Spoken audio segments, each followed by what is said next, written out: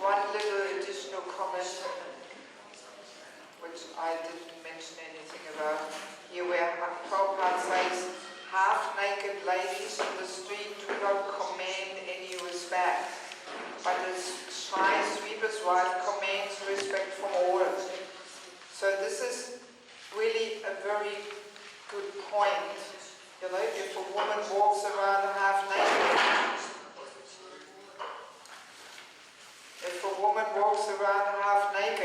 the men might turn their head and whistle and woo-hoo, you know, but actually deep down there is no respect for such a woman. Right? Yes. And that also goes closely together with sense gratification, actually. When you use somebody for sense gratification, that is actually based on disrespect. You're simply using somebody for your own gratification. If you have real respect for a person, you would not want to use that person for your own satisfaction. So sense gratification always goes together with disrespect, actually, you know.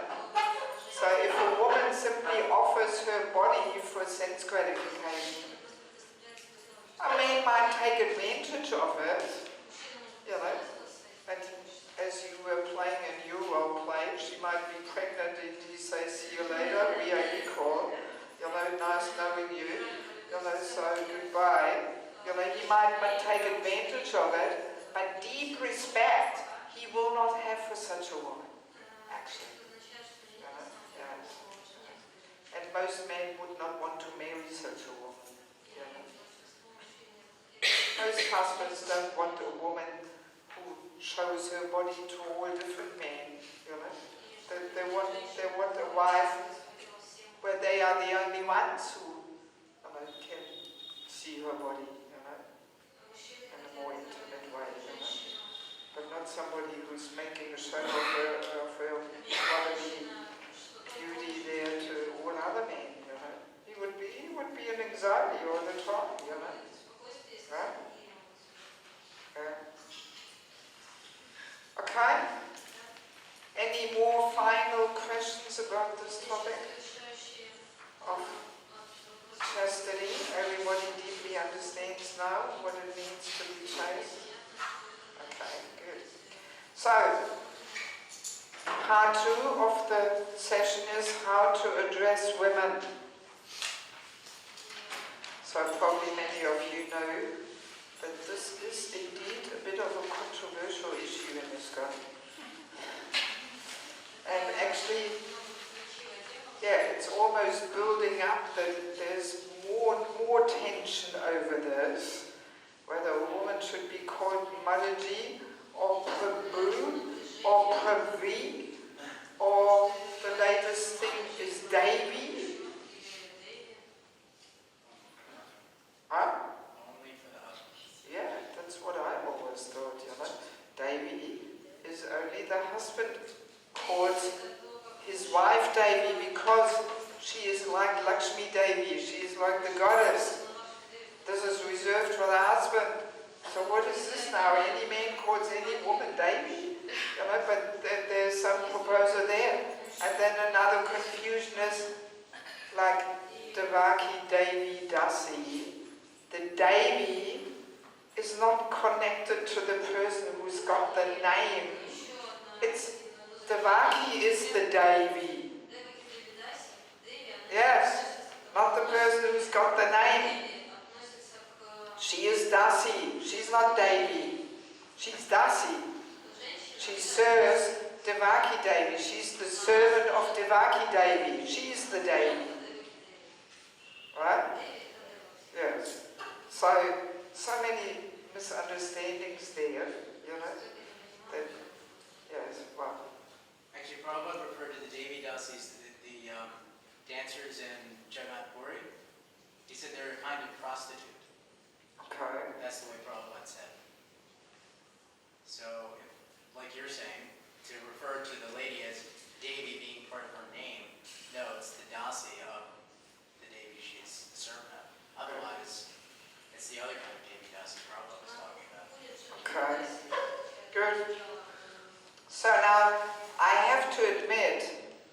many years I was also a little puzzled how I should address women, especially younger girls.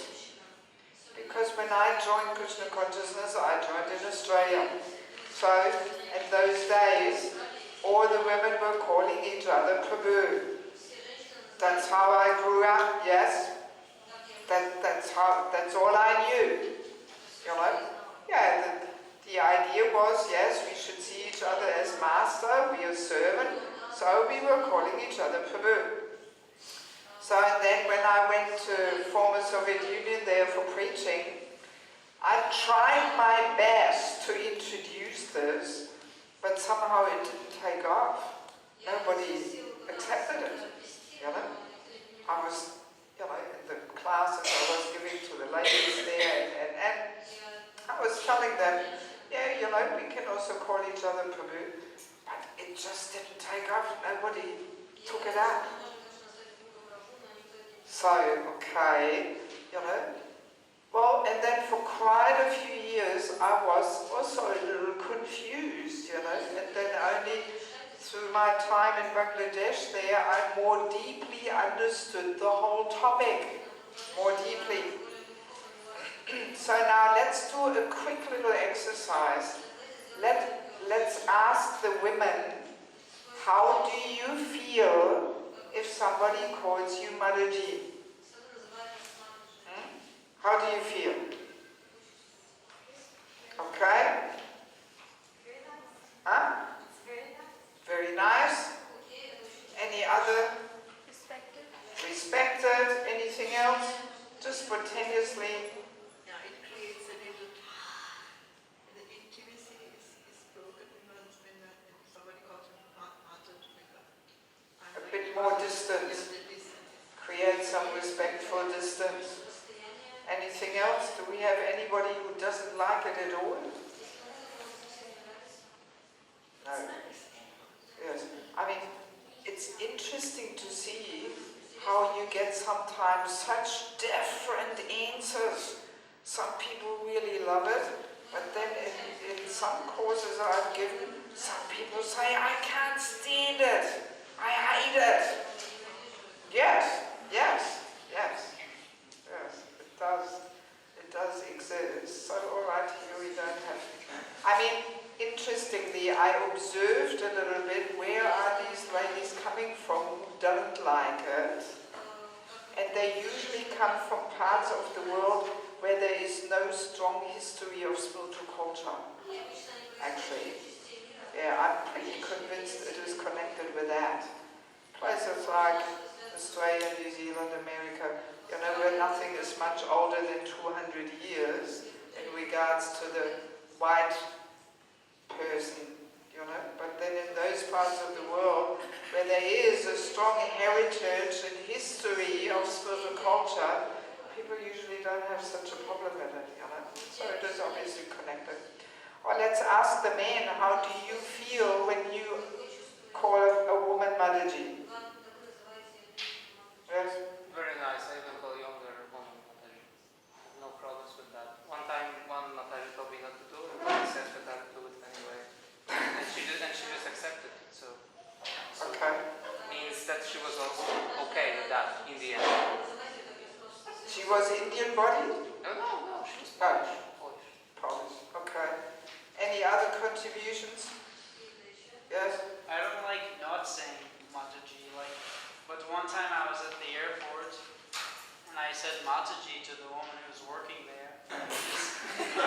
She was like super offended and like I could tell by her face.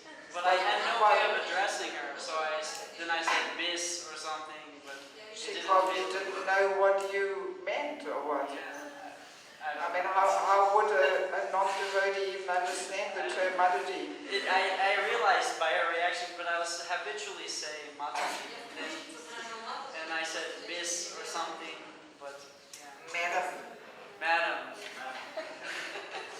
Okay, any other contributions? How do you feel when you call a woman Mataji?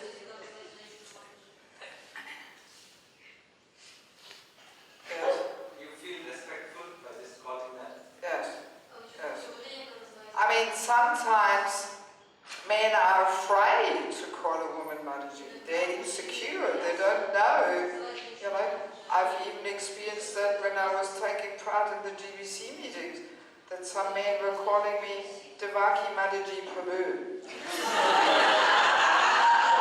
Take your pick. You know, just to make sure they say the right thing. Because there's really, I mean, you might not believe this, but there's quite a bit of tension over this topic. Oh my God, yes. There's some women who really don't like it, who hate it. Yes. Yes.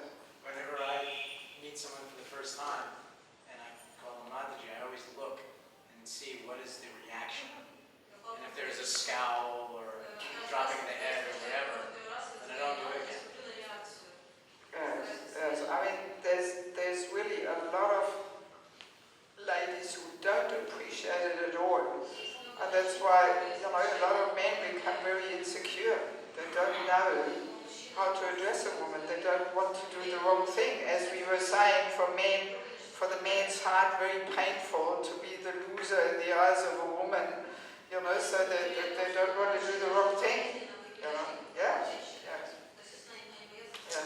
For me, somehow or other, it feels very natural, very respectful. I never gave it a second thought. Just any Mataji that I meet for the first time, it's Mataji. I don't even think maybe they don't like it. I didn't know that was. Where are you from? Well, I grew up here in Mayapur. Your parents are devotees? Yes. And where are they from? Russia. Okay. Yeah, I mean, that obviously makes the whole difference, you know. All right, so. Suppose she's going to get married to him. So first he calls her Mataji. Yes. And then if he gets married to her, Yeah.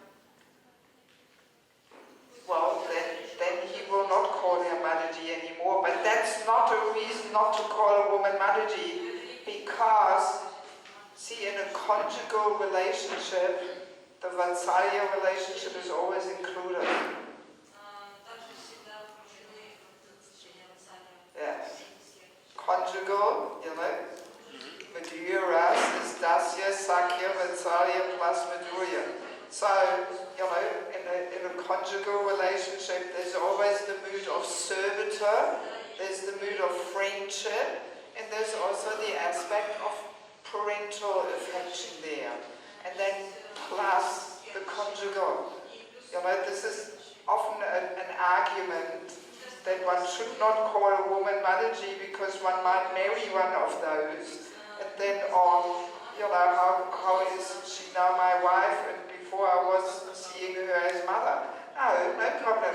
We're just adding the conjugal thing. And when she's getting married, then he calls her what? Huh? Devi. Yes, yes, Not with the name. yes. No name. Well, whatever, that's a detail now, we're not going to get into that. So let's move on here. Let us collect, you know, all the different aspects of the position of mother in materialistic culture, because obviously it is connected with that whole thing. You know, how mothers are viewed in materialistic culture, how mothers are viewed in spiritual culture. So, what is the position of mother in materialistic culture? She's a burden.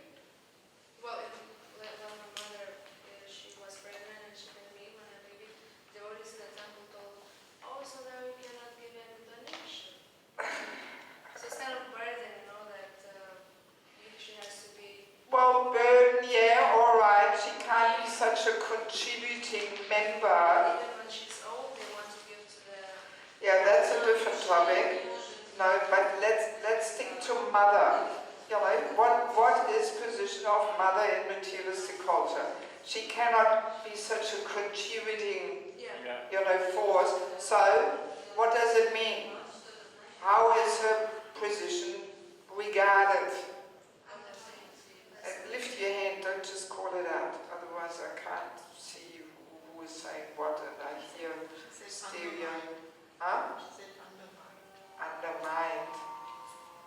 let's just be clear and to the point. What is the position of mother? You know from last time. What's the position of mother? Come on. This is so different. Huh? This is so different What? from materialistic culture. Yes, it is completely different. So, what is the position of mother in materialistic culture? Come on, think. Everybody wants to be mother in materialistic culture? Huh? No. So, what is it? Well, it's a pitiful condition. The poor thing, she has to be at home and serve. She can't enjoy life. Right? Yes, she can't go out and work and have a big career and earn money. She's the doormat at home. Poor thing. She has to serve. She can't go out at night and enjoy life. Go partying. All that you can't do if you're mother. You know? But today they limit it to a very small amount of time. You cannot go to work for 2 months, 3 months. Then That's a different topic, but that just shows how undesirable and how disrespected motherhood is. That's why they're not even doing it anymore. Right? Yes. So being a mother in materialistic culture is nothing. You know, you can't win the race there for sense enjoyment. Poor thing, you have to serve, and in materialistic culture nobody wants to serve. Everybody wants to enjoy it, you know. And what else? Well, her body goes a little out of shape, you know, after so many children, so her body is not so attractive anymore, and. So there's no appreciation, no value towards mothers, completely. Yes, it's almost, you know, what? You are only mother and housewife? That's all you're doing? You know, yes, that's what it is. Yes. My mother could, call me week after week. What is Shaili doing? Is she still at home? For years. I don't understand what? My mother would call me and ask me about my wife. What is she doing? Is she still at home with the children? Like, push her out and do something with that. You cannot, Yeah. It's also terrible position. Terrible. Yes. And it's very strongly also coming into India. So strongly. You know, that the parents are pushing the girls that they have to go and work and have career. It's a whole prestige thing. Yeah, very, very strongly, you know. Yes.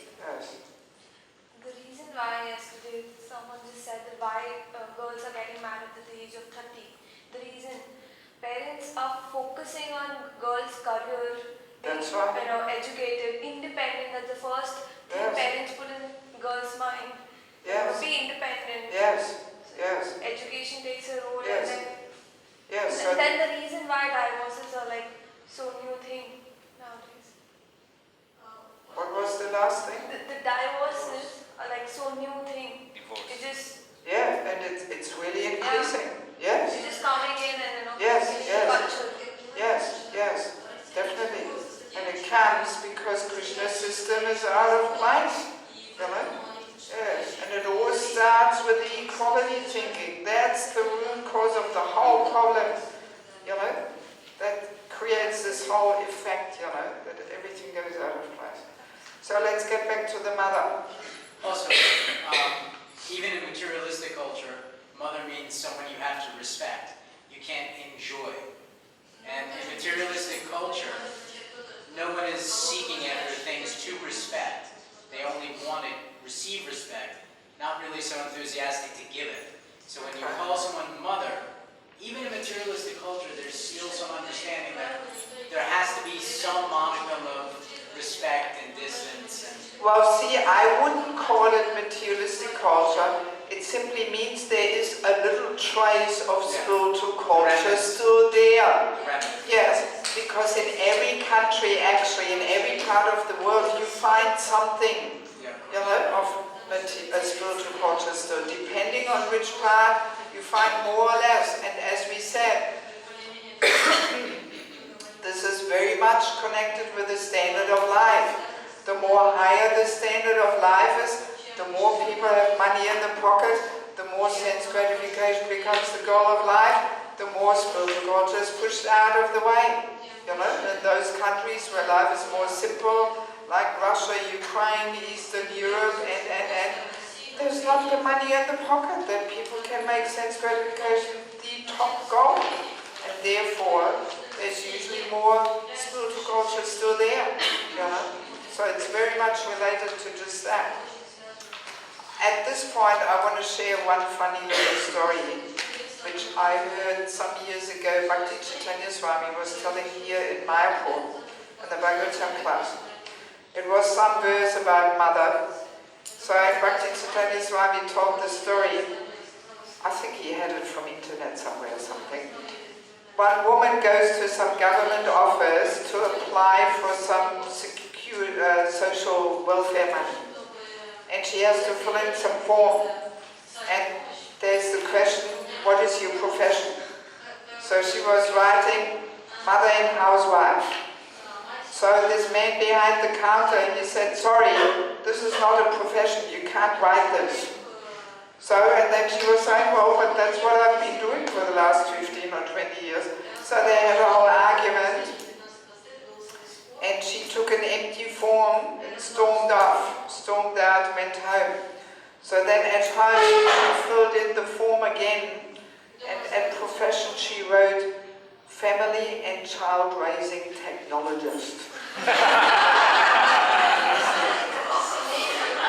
And then the next day she came back and handed in the form, and the man was very happy. Yes, perfect. Very nice. And he accepted the form. You know, so this is the situation, you know. Mother and housewife has no value, no appreciation whatsoever, no respect. Right?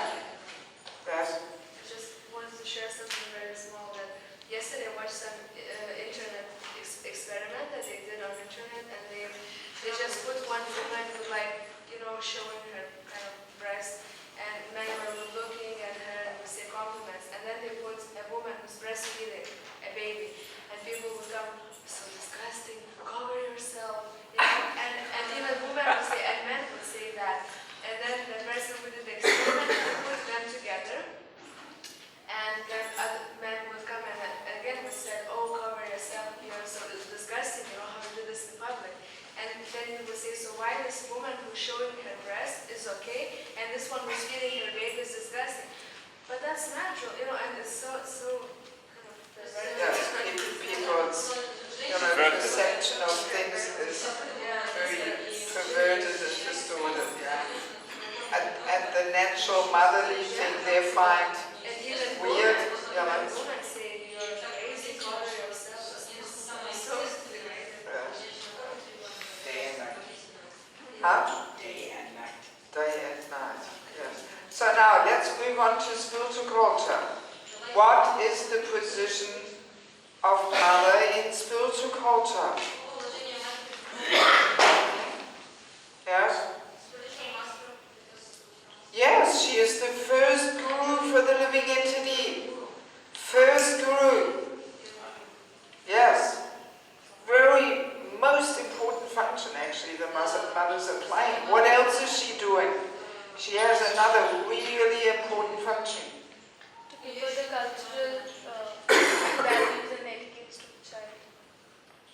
To give what? Cultural values and etiquettes to the child. To nurture our That's part of being first guru. But what else is she doing in the family? She unites the family. Yeah, she is the harmonizer and balancing force, and she is the one who creates that spiritual atmosphere in the home. Meaning, actually in society, because society is built on many homes. So this is the mother's purifying duty, to create that spiritual atmosphere in the house. The husband doesn't have time for that. He has to go out and provide and work hard and earn the money. But it's her who creates that spirituality in the family. And we will find this in all spiritual cultures. Yes, that's why also in Muslim culture, the women are at home. They're creating that spiritual energy and atmosphere in the home. You know, and this guy which I was telling, or this man, you know, was saying, oh, the women are looked as evil and they're locked up in the house. He's got no idea. You know, he's seeing it all, you know, distorted. You know, in every spiritual culture, we will find this principle that the women create that spirituality in the family. Yes. And interesting to see, in materialistic culture, there is no idea about being first guru and creating spiritual atmosphere in the home. So, the woman is losing this most valuable contribution, and she is reduced to just being the cook and cleaner. Right? In materialistic culture, she's losing that contribution, you know, and she's reduced to being cook and cleaner. Like the men, they are stripped of this heroic task of protecting the woman, and the women are stripped of that task of creating that spiritual atmosphere and being the first guru. They are not even cooking and cleaning. That's really not even there. Yes, but see what happens, you know, because they lose this task, they're simply reduced to cook and cleaner, and the woman is not satisfied with that. She wants to get, you know, some more appreciation. So, and that's one reason why the women are entering the workforce, you know, because they don't want to be the cook and cleaner, you know. So this is what materialistic culture does to her. She's losing that valuable contribution to human society. You know? Yes. Yes. In fact, one can say, and I once discussed this with Bhakti Purushottam Swami, I said to him, you know, as far as I can understand, the quickest way to destroy spirituality in human society is by getting this idea into the women's minds that they have to leave the home for a professional career. Very clear. You know, some people might not like to hear this, but that's what it is. And in the second article, which I would like you to read for tomorrow, there this author, he's making that statement too. He's saying that the Christian missionaries, they know exactly when they come to India, they preach to the Hindu women that they should leave the home and work, because they know this will destroy Hindu Dharma. Because then the home doesn't have the mother there anymore to create that spirituality. And this is not only in regards to Hindu Dharma, it's in regards to any spiritual culture. It is simply destroyed when the woman, when the mother goes out, she's, you know, it doesn't mean she can't be a part-time earning a little extra money or something, but if she has a full-on professional career competing out there, you know, in the material world, you know, she has no time and energy at all to create that spiritual atmosphere in the house. No chance. You know, we'll discuss that further next week. We don't want to talk about this now. Just along the side here. You know, what? Christian missionaries? Yes. Yes, the Christian missionaries who come to India to preach Christianity. Why did they do it? They use that tactic to destroy the Hindu Dharma. Yes. That's what this author of the article is writing, which you will get or maybe have already. The hand that rocks the cradle is the Yeah, we have world. it, yes. Swami, who wrote in the book Youth of India, said on page 60, when the Britishers saw that there was such a strong culture in India, they came to open hospitals and all kinds of facilities. So then the Indian culture was broken and they could the Indian cooking week and they could enter. Yes, Because the yes. Indian culture was facing God and the Yeah. family. And it starts with the women, you know, because they create that in the home. That's her most important purifying duty, you know. So basically, in spiritual culture, we can say the mothers are actually the most important personalities. It's really like that.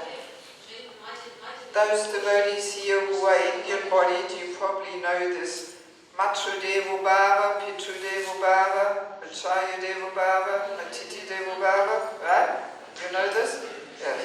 So it means, you know, Matru Devo Bhava means, literally it means be somebody for whom mother is like God.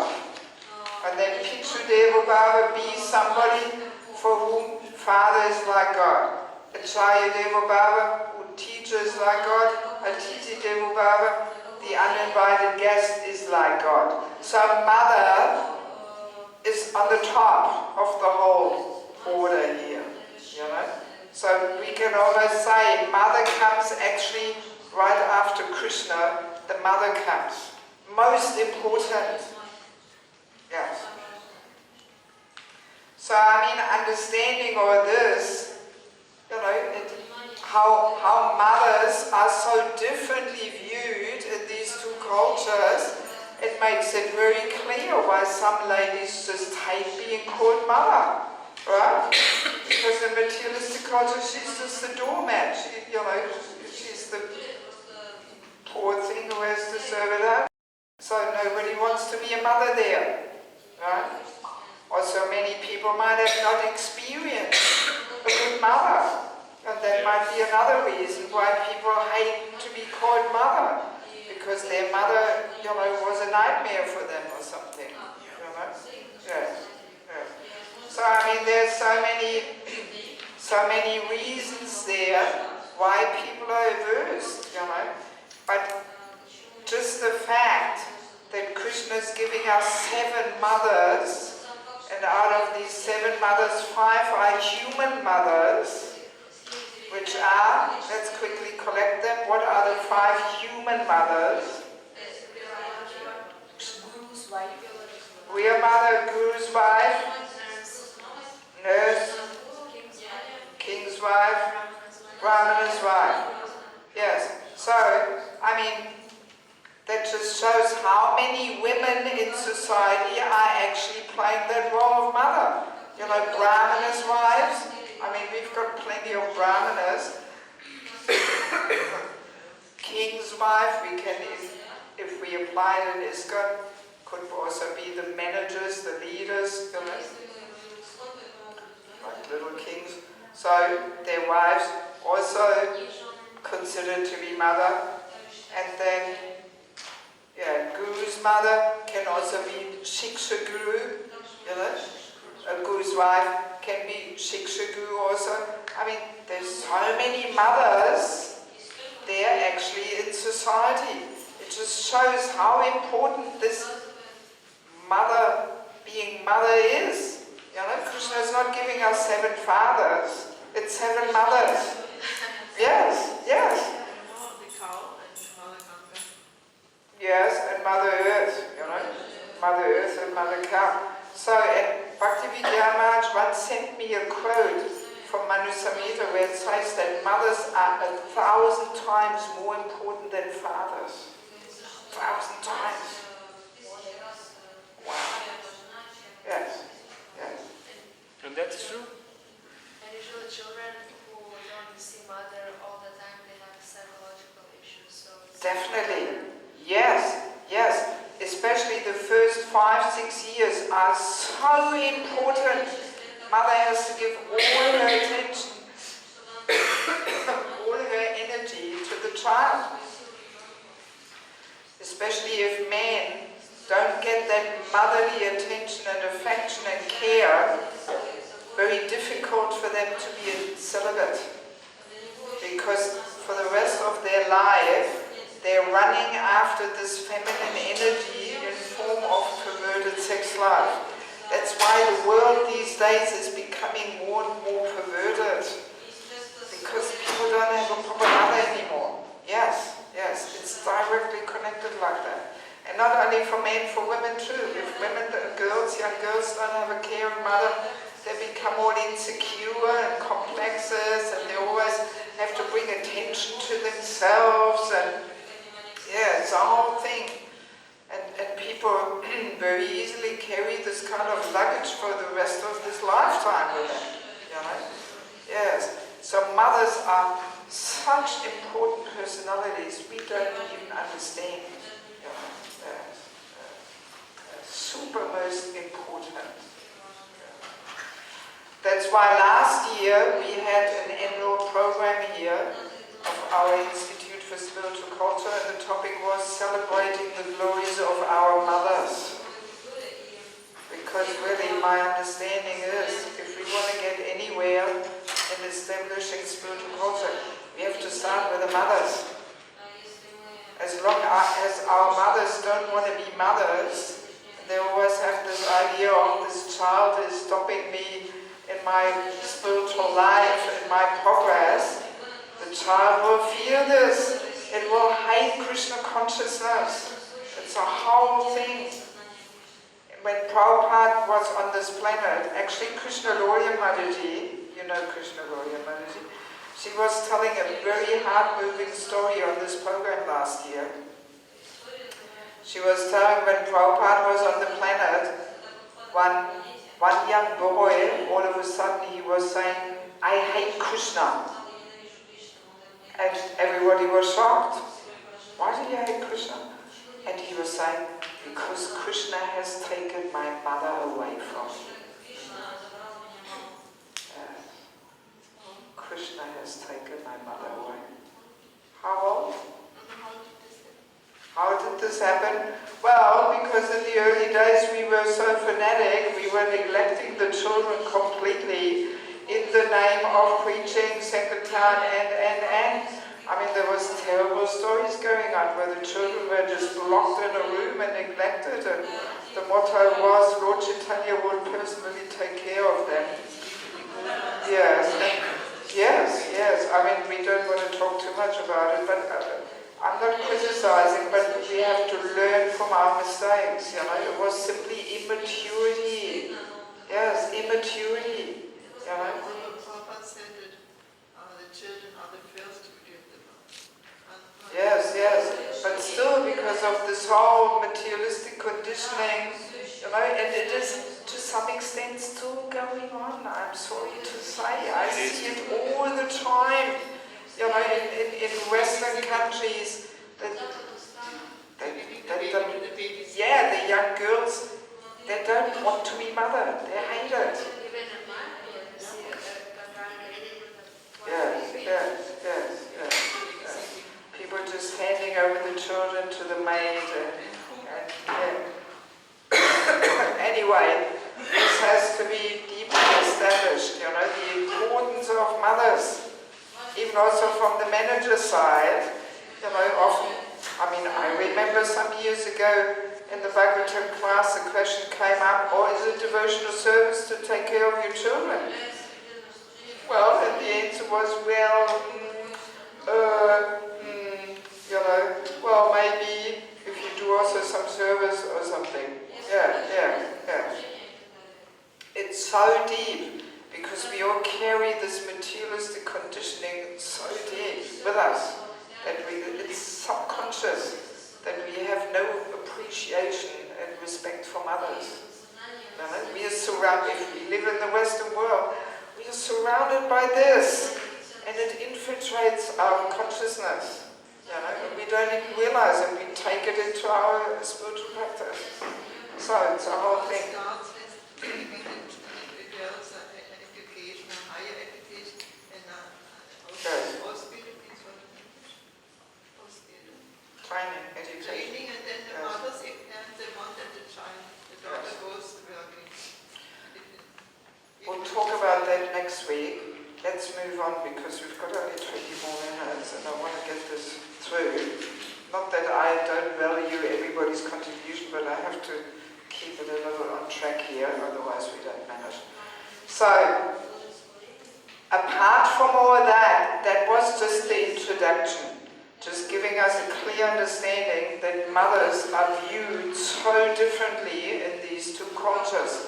So now, apart from that, we all know, Chanakya Pandit says, all men should see every woman except his own wife as mother. And of course, and every woman should therefore also be actually addressed as mother. How else can we help the men to see us as mothers if we don't allow them to call us Mataji? That doesn't even make any sense, right? No, it doesn't. So now there is many quotes. I just picked a few just to make the point that Prabhupada did not say these things only once, but so many times. Bhagavad Gita lecture, July 21st, 73. So therefore, the first training is given to become austere, tolerate, how to call other women as mother. He is learning from the beginning, a small child. He is trained up to call any woman, even of his own age, not sister, mother. This is the training. Matrivat Paradareshu. This is education. Matrivat Paradareshu. Chanakya Pandit, the great politician, has given the definition of a learned scholar. Who is learned scholar? He has given the definition. What is this? Matrivat Paradareshu. To see every woman except his wife as mother. This is education. This is education. Perfection of education. When you can see all women except your wife as mother. This is education. Or we'll read the last one as well. Lecture on 21st of May 73. In India still, women, especially in ashrams, any woman visitor, she is addressed as mother by all the, she may be young girl, but she is addressed as mother. This is the etiquette. Mother, what can I help you? This is the very relationship. So now the culture is actually indeed like this, that even a father will call his 2-year-old daughter mother. That's the culture, right? Is it? Yes. That protects. If a man sees even a small child as mother, that first of all also protects against child abuse, hopefully, that if he sees and addresses her as mother, he will think twice, about doing anything bona fide there. But why is it? Why is a small child called mother?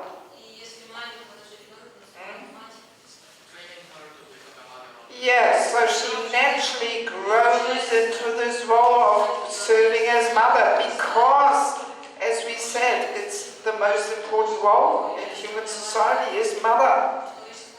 Because it is so important, super most important. That's why any girl, right from young age, she is called like this, just to help her to grow into this role.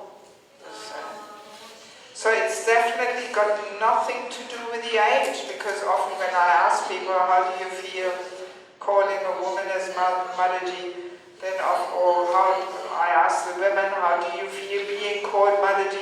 Very often people come with this point of age. They say, young girls say, oh no, I don't like it, makes me feel so old, and how can I be a mother,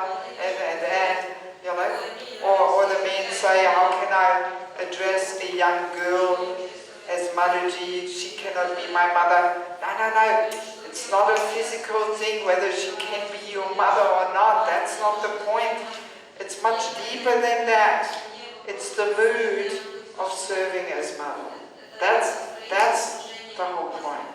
It doesn't even mean that she has to have lots of children or something.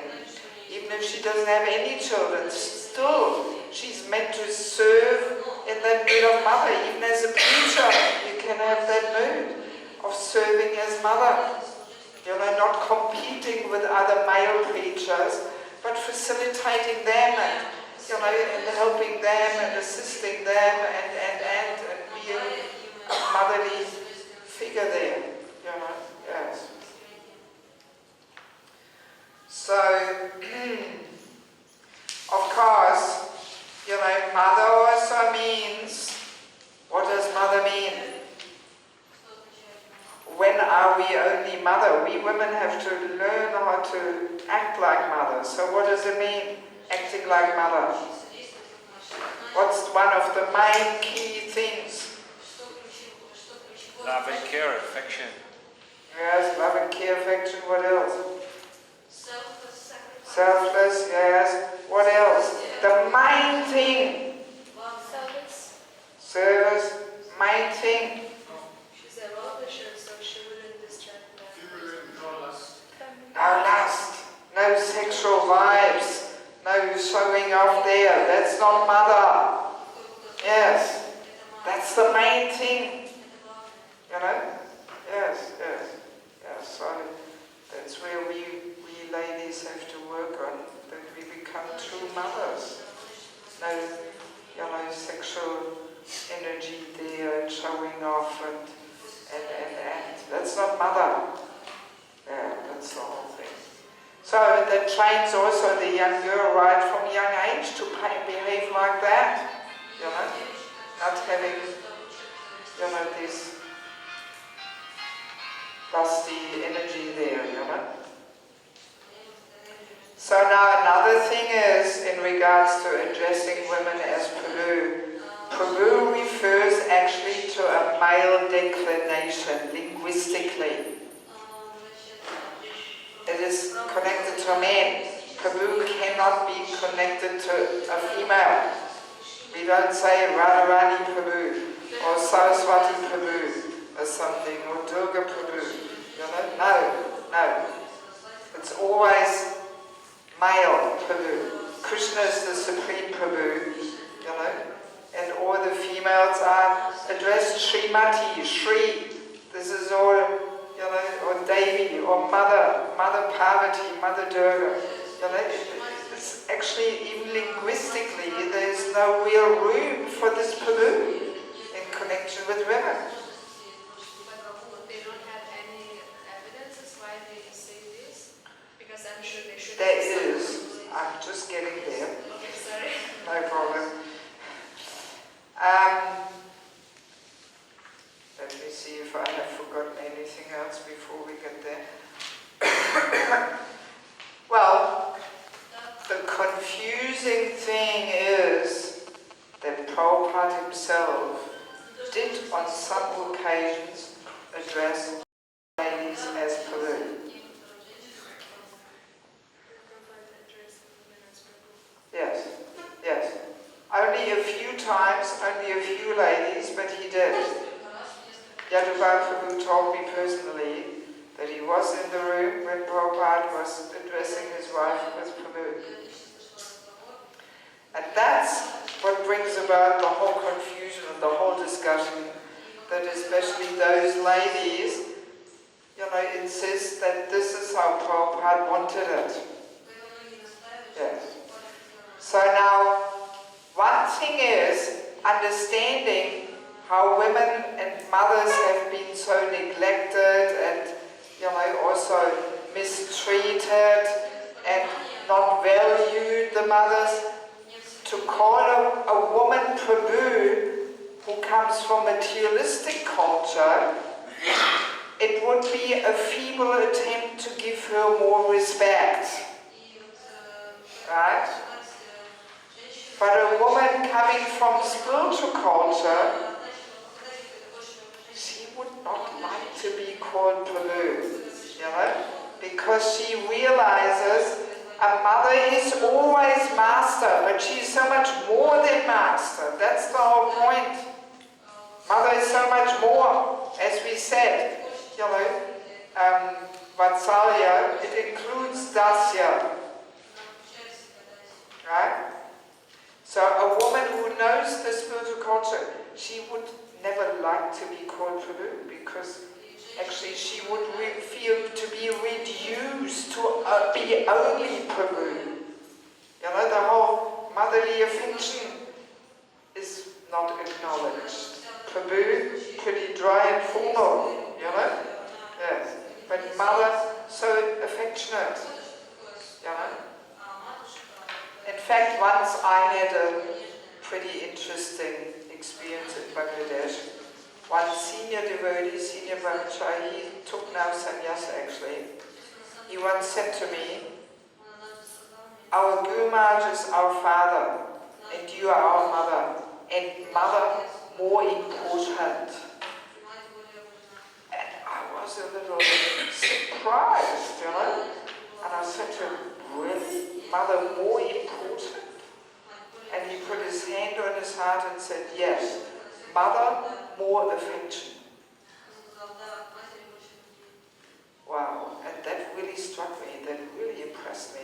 And I started realizing, yes, if we women play that role of mother, deeply, I mean, we can be more prominent in a person's life than the Diksha Guru. I mean, my God, what would a woman want? What more would a woman want? Yes, yes. And it's very similar, like in the family. In the family also the father is the official family head, but who runs the show? It's the mother. She ties up everyone's heart with her affectionate service. Yes, with her devotion, with her selflessness. She ultimately, runs the show in a subtle way. But all right, the father is the official family head there. Yes. He gets the title. Exactly. He gets the title. Yes. Yes, and he's playing his role, of protector, provider, taking charge, and. But the mother, really, through her energy, through her selfless service, she has everybody there under control, ultimately. And I once shared this with Bhaktivedanta Purnaswami, I shared with him that I'm serving like a mother of many boys in Bangladesh, many brahmachari student boys. It's really like that. I mean, I don't even dare to say this loud, but in Bangladesh I'm mainly working with the boys. Yes. With the women I do very little. And it works very nicely because in spiritual culture, the mothers are very important. Yes, they are. And I was sharing that with Bhaktivedanta Purnaswami, and he was laughing and he was saying to me, yes, as mother, you can control so many brahmacharis, but if you want to be Prabhu, how many can you control then? Not a single one. And I mean, it's not, that the goal here is to control brahmacharis or something, but it just shows, that the power of motherly affection and service. Yes. Actually, you see many times in good families, where the families are tight and they get along with each other, that the children can disrespect the father sometimes. They can, while playing, kick him or say, oh, dad, or whatever. But if they say anything like that to the mother, not only the mother will object, the father will beat that child. How dare you disrespect your mother? But if family is healthy, the mother would not let the kids will not speak like this to the father. Then that's the point. That's the point. That, even if, like that. Well, these things are always still there. If there's a little bit of spiritual culture still there. But the more materialistic the culture becomes, the more these things are lost. And people just kick their mother and call her names and no respect. It's sad, but that's the way it is. So in any case, this give some insight into this whole topic of how to address a woman. In spiritual culture, it is mother, because mothers are super most important, and there that understanding is there, that mothers play such an important role, that they have such a highly respected position, you know? But in materialistic culture, well, it's all lost. Okay. So, what do we do? How many of you have read the article? Oh yeah, quite a few. Alright, let's quickly brainstorm here. What did you like the article? Yes? So, what was striking you the most? What was most... What was striking for you? Did you note down something, what you found really interesting or thought-provoking? Or, From the article? Yes, we talk now about the article. Men and women more confused than ever. Yes? Out of 2,000 cultures, only 55 of them were there where the lines between masculinity and femininity were blurred, and none of them survived. Very true. Yes. Yeah, you know, in the article it says out of 2,000 societies, only 55 were there where the masculine, feminine role were blurted, and none of them survived. So in other words, he's making this point, how important it is for any culture, any society to survive, that the male and female roles are very clear and distinguished from each other, you know. Yes. What else?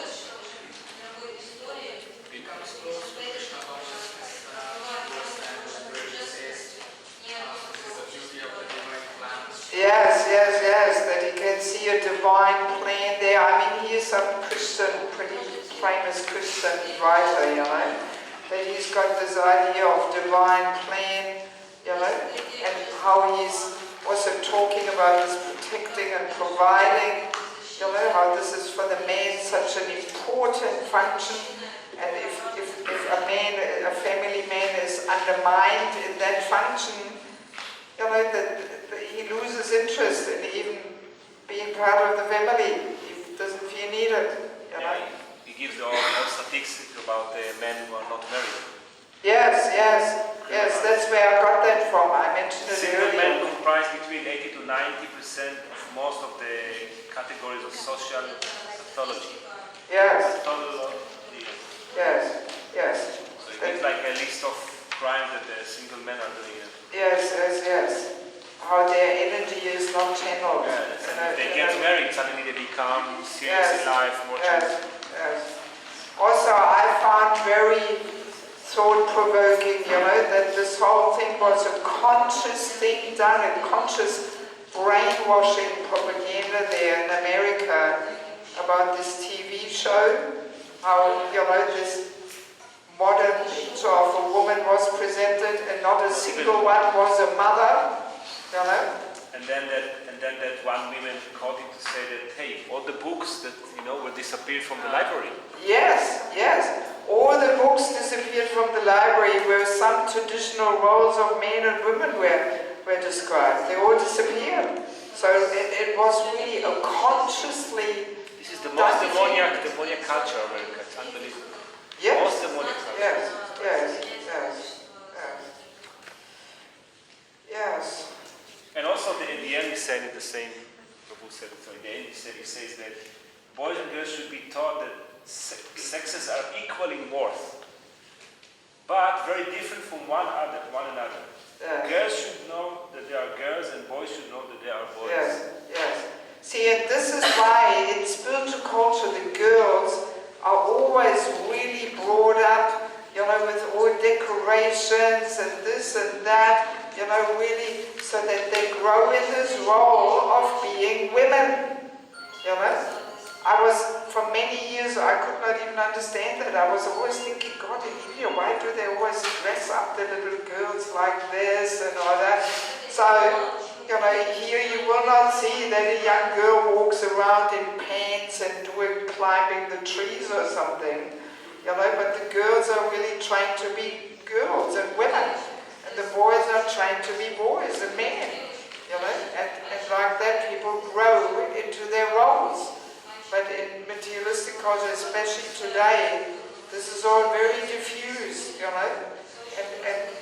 the boys don't grow up as boys, the girls don't grow up as girls, and it's a whole mixture, and especially also because previous life we might have been in the other gender, so that's why it is even more important that in this life, the person is trained properly what role he or she is meant to play, and in spiritual culture we have that very clearly, but materialistic culture gets more and more confused.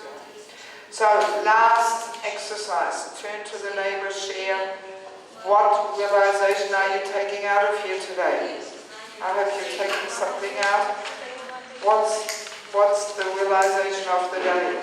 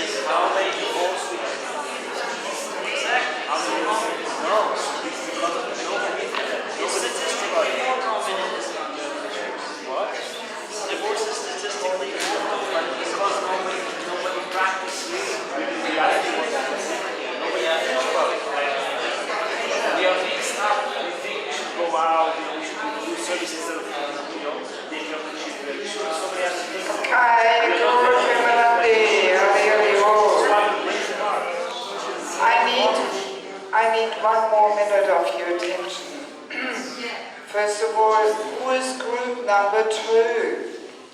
Men's group number 2. Come on, can't be 2 people, There are 3 people. some new people, you can give them numbers too, because they haven't been here. Right. So we've got 3 people here. What about here in the back? These two. They are very strong in performing, I know that. You want to be part of group number 2, Come on out of here. and we perform tomorrow in the beginning, 3 o'clock. You have to be here and put on a role play with your group, About. demonstrating the topic of today. So we had chastity and how to address a woman.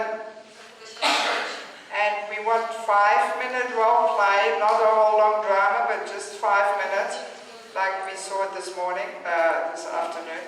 And we start with a materialistic culture, right? And then spiritual culture. How is it there? So you pick something, either you put it together, chastity and how to call a woman, or you take one as you like. Right? Yeah, so please quickly discuss, maybe make some meeting time. Usually the groups come a little earlier and they practice in the next room there a little bit or something. So it should not take too much time to prepare. So then also, we've got 2 lists there. One list where you can put your name and email down if you would like to receive some more materials on these topics. I have a few links to some YouTube videos and also some more articles I can send you, which can be shared with friends or on Facebook or whatever. So if you'd like to receive that, please put your name on that one list. Hang on, not now. And the other list is on the 7th of March. If anybody of you is still here in Mayapur, 7th of March, we have this program, our annual program of our Institute for Spiritual Culture. And the topic will be the glories of the Vanaprastha ashram. And if you're here and you will feel inclined to somehow, help with the cause, then you please put your name and phone number there. We will need a little bit of help, serving prasadam. Also, we are getting 1,000 colored leaflets printed out to advertise the program. 7th of March is the 2nd day of Kirtan Mela. So there will still be lots of people here. So I will need somebody to help me to distribute these leaflets, to get people to come, just to bring some attention to this whole topic of spiritual culture. So if you feel inclined to do some little service, then simply put your number and your name there, and then we will review and we will discuss what can you do, how can you help us or something, right? And also, so tomorrow is the last day of this week's course.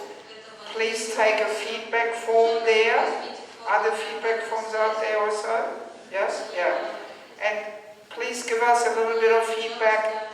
If you want to write something a little more, some realizations or something, then please put your name on the sheet, and then maybe I can put it on the website as some testimonial to try and inspire other people to take the course. But if you don't want that, simply no need then to put the name on. Just tell us honestly what you liked, what you didn't like in regards to facilitation or content or whatever. And there's brochures there, English, Russian. If you want to take some, take them to your yatra, give it to your friends. There's a website on the back. People can download some lectures there and just to bring attention to this important mission of spreading spiritual culture. Next week we have this course, Marriage and Spiritual Culture. So if anybody of you is interested to come and attend that, I'll be very happy to see you again and continue trying to serve you. There's a lot of interesting principles we discussed there.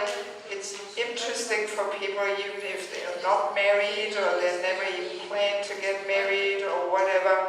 Still, everybody, for the sake of preaching, should understand the principles of made life. Right? So we have also some black and white flyers there with a schedule on it. So if you have some friends who you want to inform about the course next week or something, you can take some flyers. We have some Russian and some English, just to, make it all worthwhile and bring some people to the course. Okay, thank you very much. Shri Prabhupada ki